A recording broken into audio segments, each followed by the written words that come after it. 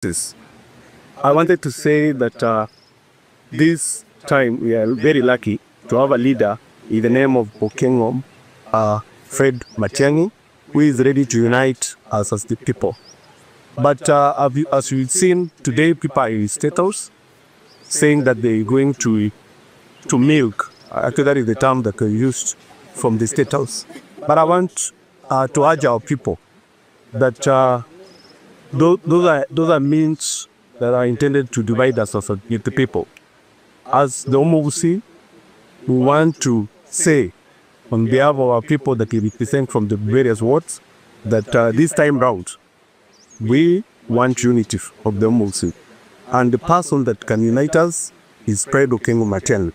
Whoever who thinks that he can represent Abagusii, I think that is a selfish person. I know some people are in State House because they want to guard their corrupt deals they have done, and they don't want to go to maybe the court of laws because they want protection from State House. Let it be known to our people that whoever who is going to State House in the name of development, that is not part of us. We have only one spokesman, and that is Fred Matiang'i.